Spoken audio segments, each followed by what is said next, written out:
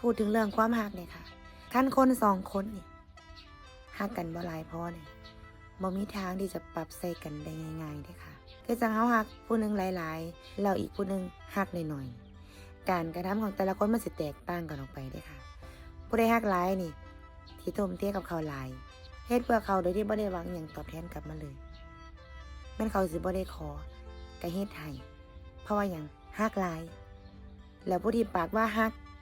ซื่อๆแต่ว่าบ่ได้เฮ็ดอีหยังเพื่อเฮาเลยนี่เฮ็ดอีหยังขึ้นหยิบจับอีหยังขึ้นก็ย้านแต่เสียเปรียบ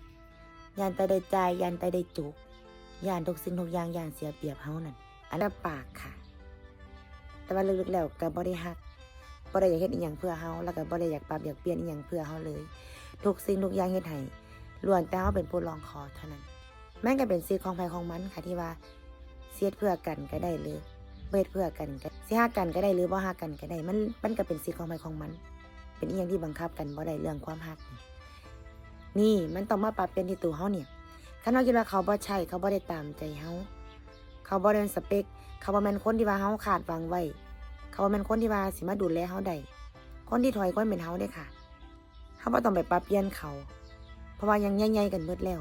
คนเฮากันมันรักกันหลายพอเนี่ยมันบ่จำเป็นต้องไปบอกกันให้เฮ็ดทุกอย่างเพื่อกันเด้ค่ะมันสิเฮ็ดเลยโดยที่เฮาบ่ต้องบอกเพราะฉะนั้นแล้วเนี่ยการรักตัวเองของแต่ละบุคคลมันบ่ได้ผิดการสิมีความรักก็บ่ได้ผิด